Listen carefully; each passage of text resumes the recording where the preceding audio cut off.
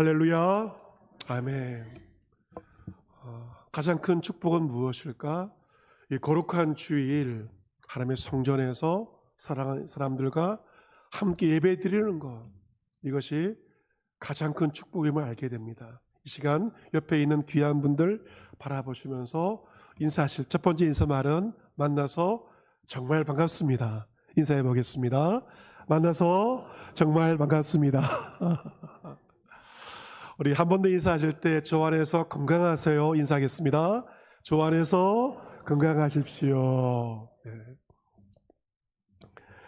김사인 시인이 있습니다. 시인 김사인의 시 가운데서 꽃이라고 하는 시를 소개해 드리고자 합니다.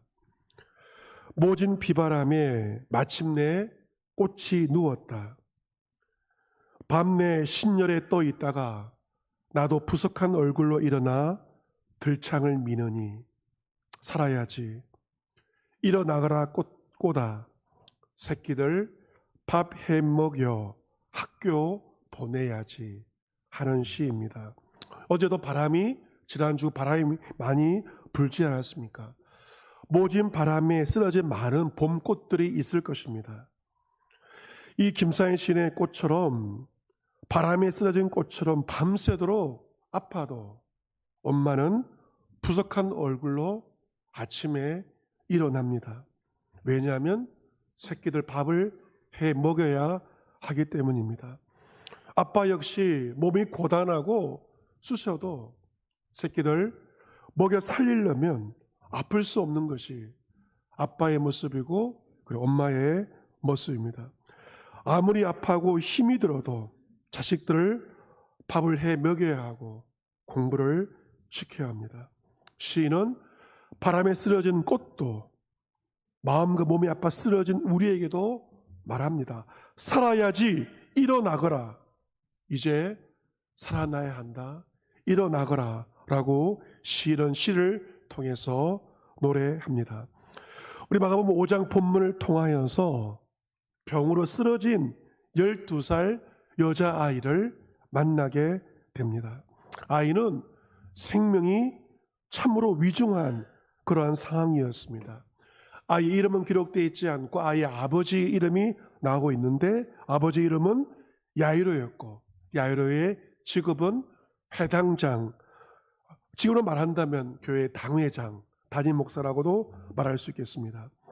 이 회당장 야이로가 예수님의 발 아래 엎드리는 것으로 오늘 본문이 시작이 되고 있습니다. 이 야이로라는 지위, 해당장이라는 지위는 종교적인 권위를 가진 사람입니다. 그런 누구 앞에서도 엎드리지 않았을 것이고 많은 사람들이 그 앞에 와서 엎드렸을 것입니다.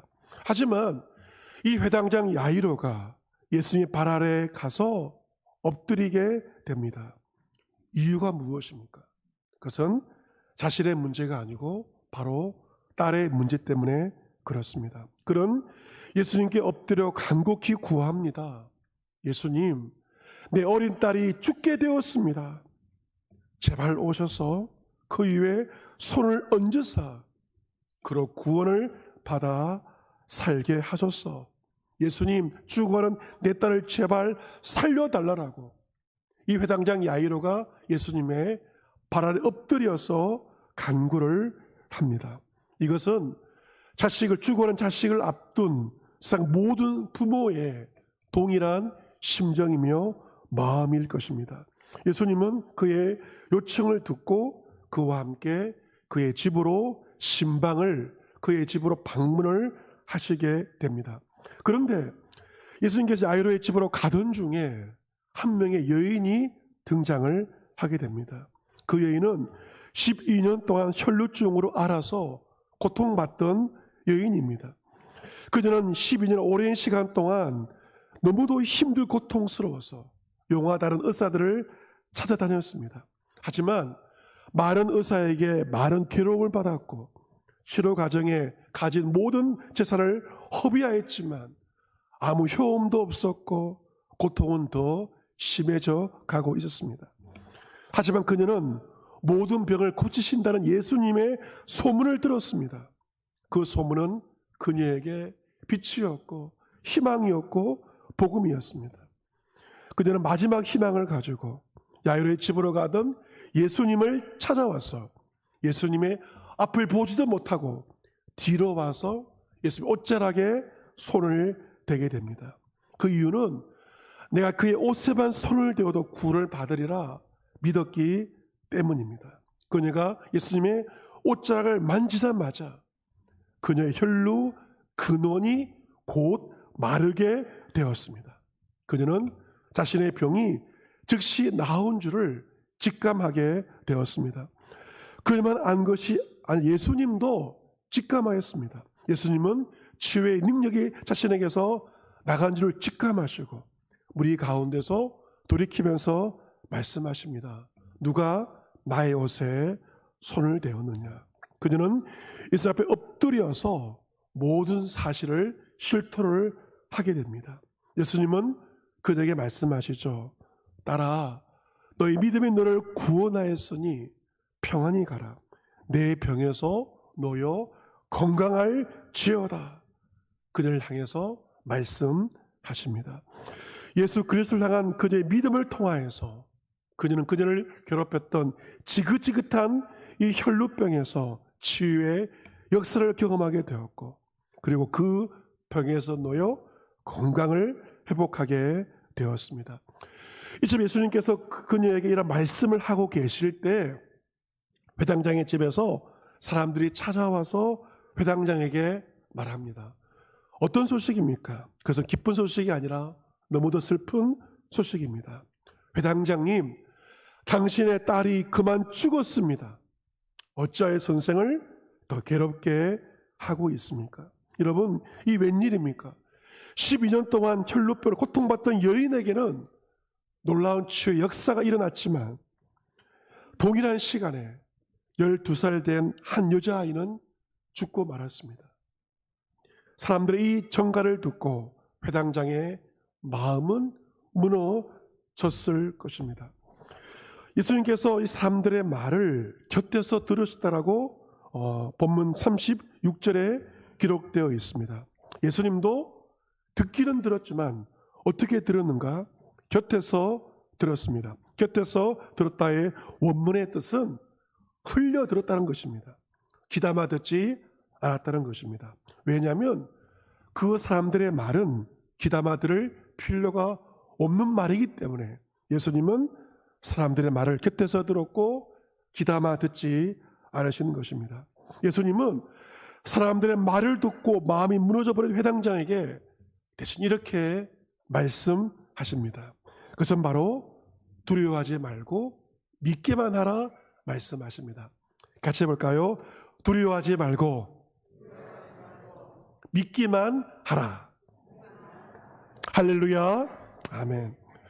여러분, 지금 회당장의 상황이 어떻습니까? 죽음 앞에 있던 딸의 상황이 좋아진 것이 아닙니다. 죽어버렸어요. 아무런 소망이 없습니다. 딸 하나만을 위해서 살아왔는지도 모릅니다. 그 소중한 딸이 죽어버려서 끝이 나버렸습니다.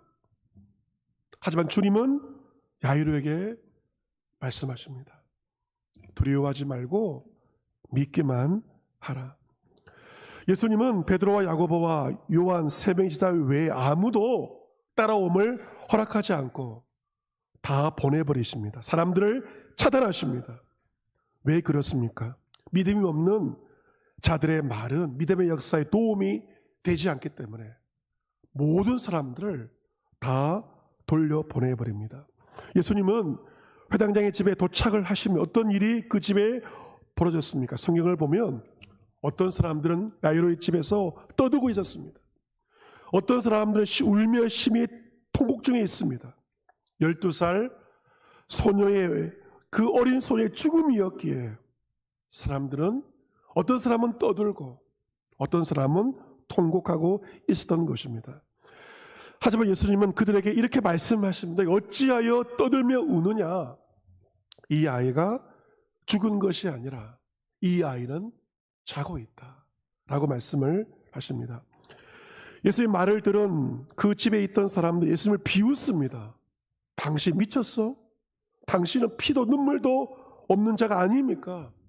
별별 욕을, 별별 비아냥거리는 이야기를 예수님께 내뱉었을 것입니다. 하지만 예수님은 그 모든 사람을 다시 내보내십니다. 그러자 시끄럽고 요란하던 야이로의 집은 일순간 조용해졌을 것입니다.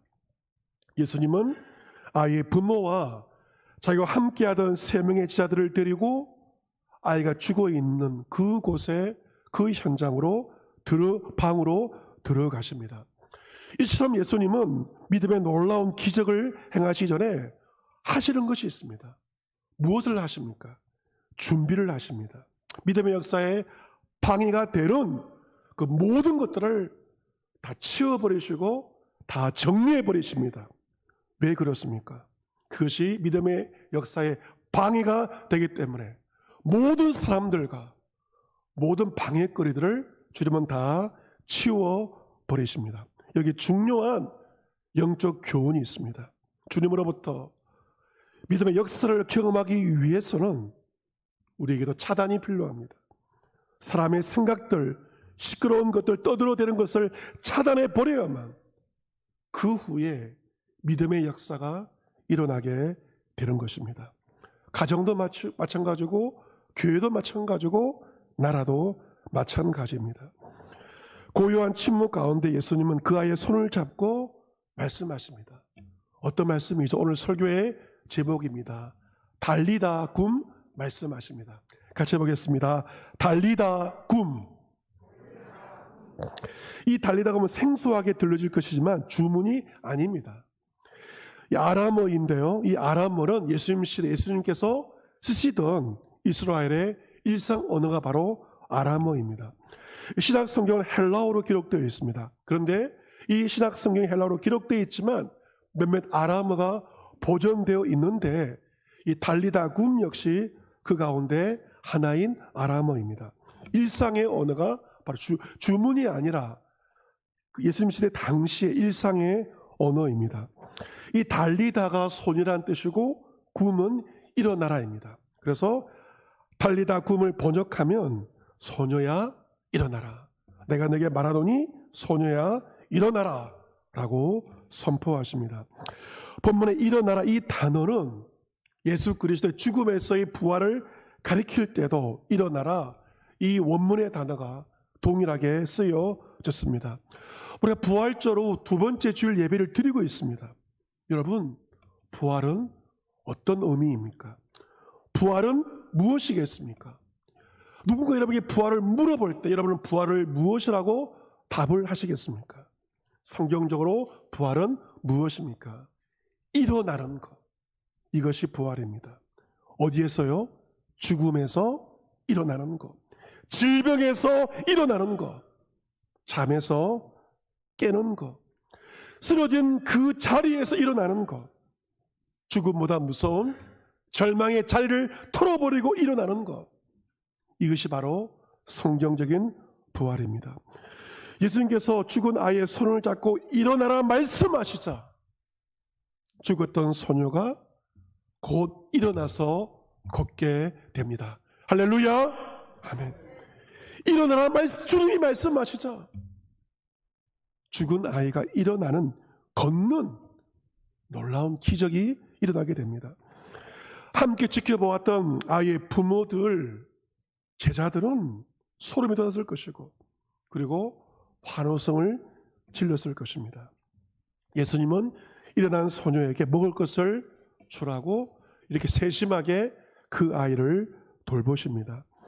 이 본문이 우리에게 무엇을 말씀하시는가? 우리는 이 본문을 대할 때 이 본문 앞에 있는, 뒤에 있는 맥락을 잘 알아야만 그 본문이 진정 무엇을 말하는지를 제대로 정확히 이해할 수가 있습니다. 오늘 마가복음 5장 앞에 있는 4장을 보시면 4장 후반부에서 예수님은 그 바람을 잔잔케 하셨습니다. 그것이 마가복음 4장에 기록되어 있죠. 갈릴리 바닷가 호숫가에 예수님과 제자들이 함께 타고 가던 배에 큰 광풍이 불어왔습니다. 제자들은 그 불어대는 풍랑 때문에 죽게 되었다, 끝이구나라고 난리를 피웠습니다. 예수님은 잠에서 깨어 바람을 꾸짖고 바다에게 말씀하십니다. 잠잠하라, 고요하라. 그러자 주의 말씀이 선포되자 바람이 그치고 아주 잔잔해지게 되었습니다. 예수님은 제자들에게 말씀하십니다. 어찌하여 이렇게 무서워하느냐? 내가 어찌 믿음이 없느냐? 무서움의 원인은 바로 믿음이 없는 것임을 정확하게 지적을 하십니다. 제자들은 두려워하며 말합니다. 그가 누구에게 바람과 바다도 순종하는가? 예수님은 풍랑과 바람과 바다를 잔잔케 하시는 예수 그리스도이십니다. 그다음 마가복음 5장 전반부를 보시면 예수님은 갈릴리 바다 맞은편 거라사 지방으로 가시게 됩니다. 그 거라사 지방에는 귀신 들린 한 사람이 있습니다. 그는 귀신이 한 명이 아니라 2,000이 넘는 귀신이 들어가 이른바 군대 귀신 들린 사람입니다. 그런 무덤 사이에 거주합니다. 죽음의 자리에 있었고 돌로 자기의 몸을 해치면서 자학하고 있었습니다. 이처럼 귀신에 의해서는 죽음의 역사이고 사람의 몸과 마음과 영혼을 해치는 것이 바로 귀신의 역사입니다. 그가 멀리서 예수님을 보고 달려와 절을 하며 말합니다. 즉기 높이시다 하나님의 아들 예수 그리스도여 나를 괴롭히지 마소서라고 하면서 예수님에게 타협책을 제시하면서 제안하지만 예수님은 그에게 분명히 말씀하십니다. 더러운 귀신아 그 사람에게서 나오라. 주의 말씀 앞에 귀신은 순종할 수밖에 없습니다. 그 안에 있던 더러운 귀신들이 나와서 돼지떼로 들어가자 2,000의 귀신이 들어간 2,000의 돼지떼는 갈릴리 바다에서 몰살을 하게 됩니다. 예수님은 흉악한 귀신 들린 한 생명을 살리신 것입니다. 사람들은 귀신 들렸던 자, 그가 옷을 입고 정신이 온전하여 앉은 것을 보고 두려워합니다. 예수님은 어떤 분입니까? 바람도 잔잔케 하시고 귀신도 귀신의 권세를 주관하시는 분이 바로 우리가 믿는 주 예수 그리스도입니다. 오늘 본문을 때 어떤 있으면 알 수 있습니까? 병자들을 주관하시고 심지어 죽음까지도 주관하시는 분이 우리가 믿는 예수 그리스도이심을 마가복음은 증거하고 있습니다. 예수님이 어떤 분인지 아는 자, 생사하복을 주관하시는 분임을 알게 될 때 우리가 어떤 반응을 하게 됩니까? 회당장 야이로처럼 어떤 소망이 없을 때를 하듯 예수님 앞에 엎드려서 예수님께 기도하게 됩니다. 이처럼 주 앞에 엎드려 기도하며 간구한 자는 어떤 일을 경험하게 됩니까? 야이로처럼 죽은 자를 일으키시며 죽은 자를 살리시며 죽은 자를 회복해 하시는 예수 그리스도의 부활의 역사를 동일하게 체험하게 됩니다. 지난주에 방송된 인간극장은 제목은 바로 너는 나의 봄이다라는 편이었습니다. 여러분 가운데 아마 보신 분도 아마 계실 것입니다. 강원도 홍천 지방에 살고 있는 9살 난 하은이 가정의 이야기입니다. 지금부터 2년 전인 2018년 봄에 하은이 엄마 이선혜 씨에게 큰 사고가 있었습니다. 이혼 후에 우울증으로 그리고 공황장애로 힘들어하다가 선혜 씨가 그만 계단에서 굴러 넘어지게 된 것입니다. 그녀는 머리에 심각한 외상을 지닌 채 의식이 없는 상태로 중환자실에 실려오게 되었습니다. 병원에서 판정을 내렸는데 다발성 뇌출혈이었습니다. 찍어보니 머리에 하얀 부분이 많았습니다. 깨어날 가망이 전혀 없다는 그러한 말도 듣게 되었습니다. 부모의 마음이 어떠했을까? 하은이의 마음이 어떠했을까? 하지만 선혜 씨의 어머니 안정숙 씨는 딸 곁에 함께했습니다. 딸을 아무리 꼬집어도 반응이 없었지만 딸이 살아날 것이라는 믿음과 희망을 잃지 않았습니다. 입원한 병원이 원주 기독병원이어서 병원에 예배실이 있습니다. 예배실에 매일 울면서 기도하였습니다. 주일날 예배드리는 중에 눈물로 예배를 드렸습니다. 그렇게 한 달이 지나자 움직일 것 같지 않던 딸의 몸이 기적처럼 반응하기 시작했습니다. 할렐루야! 하나님의 역사입니다. 그리고 1년간의 긴 투병 생활을 마치게 되었고 퇴원을 하게 되었고 집에서 1년 동안 재활 치료를 집에서 가정에서 재활에 힘을 다하게 되었습니다. 병원에서 퇴원할 당시 휠체어 없이 움직이도 못했지만 이제는 지팡이 없이도 걸을 수 있는 그러한 단계가 되었습니다. 선혜 씨 어머니 안정숙 씨는 이렇게 말하였습니다. 죽을 고비를 넘기거나 지독히 아파봐야만 현재의 작은 것들에 감사하게 됩니다. 선혜 씨 역시 집에 있는 돌멩이 하나를 보고도 감사하는 그런 마음을 비로소 가지게 되었다고 말합니다. 생사의 고비를 넘나드는 힘든 시간을 버텨온 가족들은 서로에게 말합니다.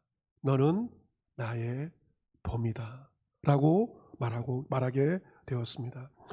사랑하는 성도 여러분, 코로나 사태로 말미암아 모든 사람들 다 힘들어합니다.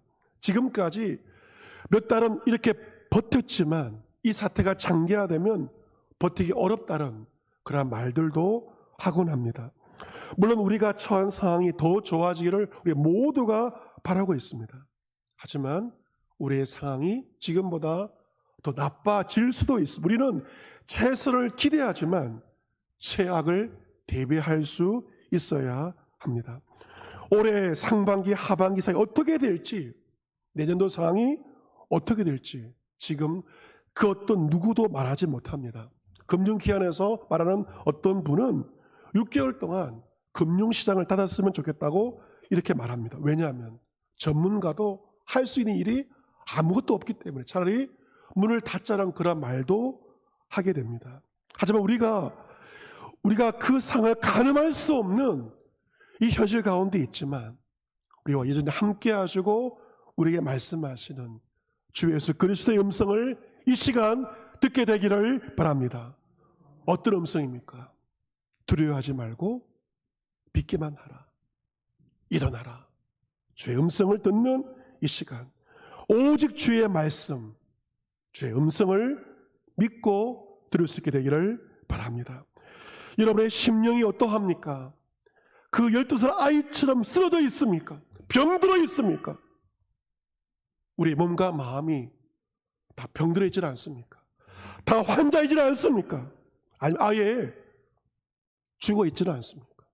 내가 보기에도 소망이 없어 보일 정도로 내 심령이, 내 상태가 죽어버려 있지는 않습니까? 여러분의 남편, 여러분의 아내, 여러분의 가정, 여러분의 자녀들, 우리 성도들의 삶이 쓰러져 있고 죽어 있고 병들어 있지는 않습니까? 어떻게 하면 살아날까요? 어떻게 하면 일어날까요? 그 희망의 시작은 바로 야이로처럼 주님 앞에 엎드리는 것입니다.